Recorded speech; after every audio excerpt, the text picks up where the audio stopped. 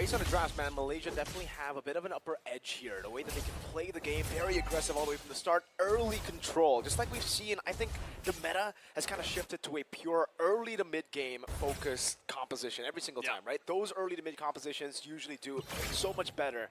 But honestly, it's really good from Philippines as well because they also do have that early aggression to play with. That's why first turtle is going to be massive. Whoever gets it first should have a massive advantage coming into the game, especially as we get into the mid-game here. And you can already see the Suyo prioritization for first pick here is doing well. We were expecting that maybe because of the hot picks, because of the nerf, the Hilda could try to go for the invades early, but no, Suyo still looking good.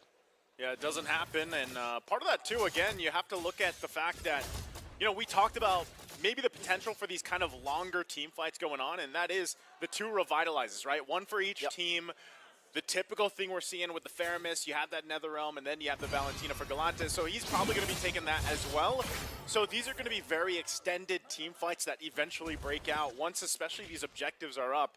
And then you have to kind of paint the picture of, all right, you've got two roamers who can be playmaking potential and who is going to be able to set that foot first. You know, who gets that momentum going first. And oftentimes when you look at it, you know, I would say Yums is going to have the work cut out for him a little bit more because obviously you can misangle the kick, right? You misangle that way the dragon, whereas again, Gomez can just kind of jump on in, unstoppable force, and then, you know, toss someone over his head if he wants to. It's a little bit easier to pull off. Turtle's gonna start up though. Fernandez getting taunt down as well. Yums, Jikudo, good revitalize, already used up Skies. Oh, good ejector over to Skies still. Good red tree from Saison, securing it, an AOG from Fernandez. Turtle 1 taken by Philippines. Nice and easy and clean. You know, we saw this also last game too. Relatively, you know, slower pace than what we've seen in previous matches. But with the first objective secured, again, that's just gonna give a very small advantage. Nothing too crazy just yet. Gomez providing the information on where the pathing is for Skies, and you know, Stormy and Yums definitely going to go and help protect him up. But that's the thing, Yums is almost level 4. Wow, look at the damage. Critical just now, unstoppable force, ejector, and the execute from Saison. First blood. This early aggression. Skies waiting in the bush. Together with Yums, Galantis does have the Netherrealm, and Skies will not go for the Spear of Alpha just yet. Okay, furthering that advantage that I was just talking about. You know, and this is what I was saying. Gomez can just go ahead and unstoppable force and then ejector, and that's what he's going to be doing time and time again. For Yums, he's got to make it work. He's got to find those angles, and that's one of the difficult parts about making this work, where, again, he's got to rely, too, possibly most of the time, having Stormy alongside him, you know, just in case he gets caught out a little bit. But nothing too crazy. Malaysia's been in this position before. They'll go ahead and just try to find a guaranteed pick-off if they can find it. Galantis, like I said, will hold on to that Netherrealm the majority of the time. I'm not sure if there's anything else he might take over. Look at the rotation, man. They've essentially shut down Gojas already once now. They're actually looking to go to play amongst Gojas again. Unstoppable force into the ejector, into the stun of Saison, and the taunt as well.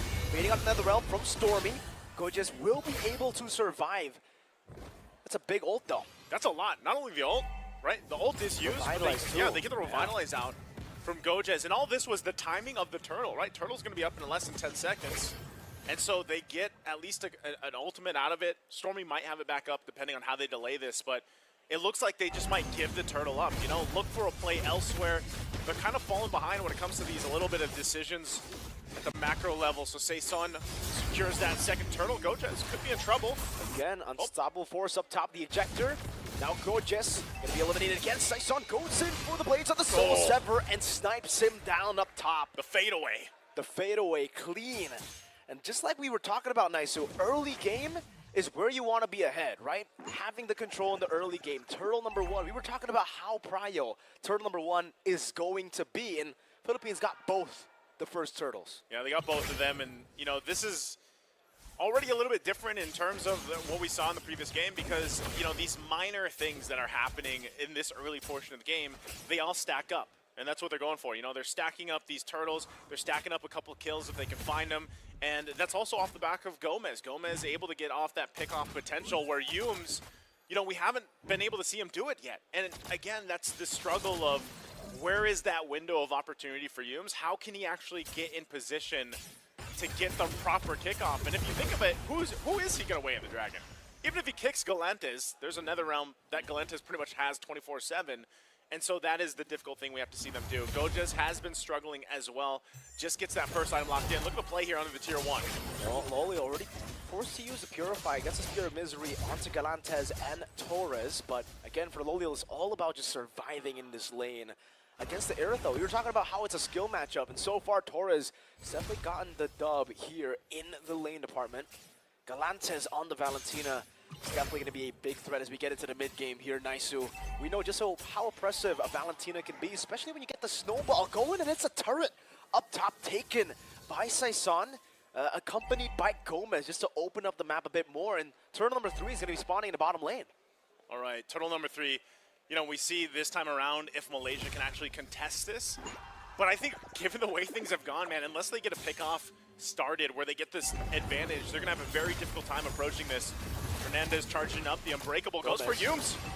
Just a taunt onto Yumes. They know the real target is Skies. So Gomez, he looked to go for Skies. Fernandez is there as well. Pops in Revitalize as well, trying to bait out a few of those abilities. You can see the true damage, even with the AOG, not enough. Galantes popping in the realm. Yumes able to go in for the way to Dragon and Jikundo into the back. Only finding Torres though, still with a heavy crossbow, able to trade it out. Now Gomez in the midst of it all, dealing a lot of damage. And it's Gomez taken down by Stormy. It's Loliel on the turtle. Saison failing the dash, and it will be Loliel who will secure the turtle. Saison going back to his own jungle and conceding that turtle. All right, that was a little messy, but hey, Malaysia gets quite a bit in the exchange. They also get the turtle. They get a couple of kills. There's a jump in. Avatar of the Guardian not going to land, but Saison, are they going to chase? Taunt. Taunt over to stun him down. Saison might want to go for it, but notices Yumes is right there with the conceal. Good pressure from Malaysia. You know, part of that too, again, is the fact that they're playing around those timings, and they did a really good job. You pointed this out before the fight actually broke out, where they knew the right target. Yep. And that's all they have to do. Sometimes it's more so of what can we bait out, whether that's the battle spells, whether that's even a Revitalize. It can turn the tide of these fights. And the way Malaysia approached that last objective shows that, you know, even though they were down in the early game and they've got a couple thousand gold to build up on, they're relatively still a threat to lineup that the Philippines brought to this game. And that's something that has to be respected here, especially now. You know, Yumes picking up another defensive item, has that Harass now, and he's able to actually get in a position maybe where he just gets the kickoff. He takes a couple shots, but it's all right because he's got now some of the defensiveness that he needs to land it. And earlier, you saw who he kicked, right? He got Torres right when he needed to, which gave the space for them to take the objective. So Philippines will have to go with the adjustments on how they approach the next phase of this game. That's the way the Dragon Revitalize used up. Netherrealm 2, Fernandez displaced completely away from Netherrealm though.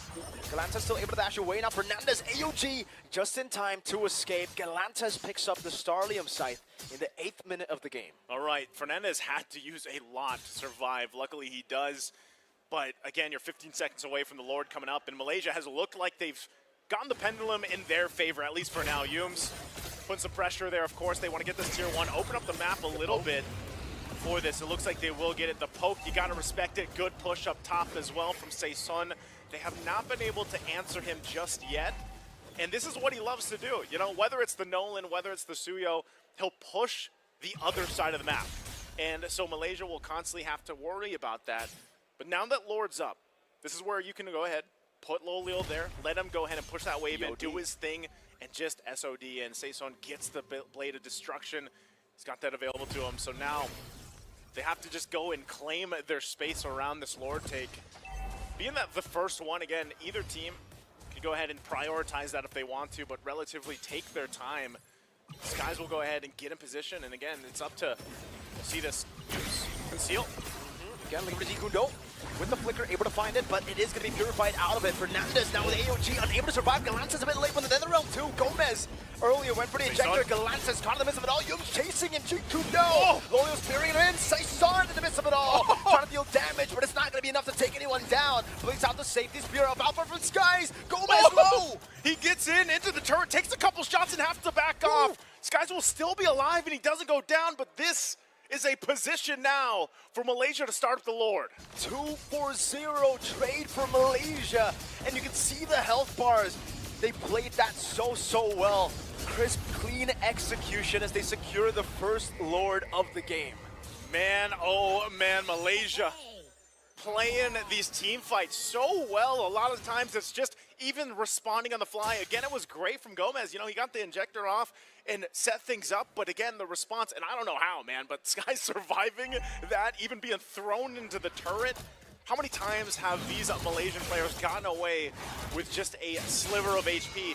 Even earlier, you know, we saw Saison go right in positioning, soul severs on what, 3 members, I think it was, of Malaysia, but then gets shoved into the wall, right, because Lolio was there on that Mozkov, and that just played a part. Again, you have to watch out for these choke points in the jungle, and so Gojez, after experiencing that early game, he's ready to go ahead and just provide that vision and push people off of these objectives on the map. Fernandez gonna go in, doesn't choose to go in with the Unbreakable, but they still got to deal with this Lord now. They're gonna lose a lot of these tier 2 turrets now on the map. Philippines, what can they do here? Are they actually gonna force a fight themselves? Do they just clear out, take the discipline round, mid lane? Mid lane, Saison still able to blink out there. Oh, great Netherrealm from Stormy again, saving Yums with a sliver of HP up top. Fernandez is holding the Lord down, not letting it hit the Holy Defense, but in the end, he's gonna have to sacrifice the Holy Defense. Galantes clearing it out together with Gomez. And to answer your question, I feel like at this point, they just gotta do housekeeping. They gotta start defending again. Gomez is walking up though. Maybe looking for a fight. Sky's right there in the bush. Oh, whoa! Spirit Battle actually did go for the connection there. Gomez still has the unstoppable force. Slowly already using Fear of Misery. Oh, Yums again with the weight of Dragon. The GQ no flinker finds its mark. SOD to the back. Lolio going wild. A taunt as well, but Purify and with nature helps him out again. Yums walks up with the GQ no. Lolio's an absolute beast, forcing Fernandez to AOG defensively. Galantes chased down in the bottom lane. Gojez will keep on pressuring him, forcing out the Revitalize, and now going to mid. Oh, that was enough pressure to go. They're going to get the mid turret. They got a wave pushing in. There's no way they clear this and end this game just yet. Spear of Alpha into the back. Atlantis taken down. Another realm's right there. Saison trying desperately to clear out the waves in the very same ground.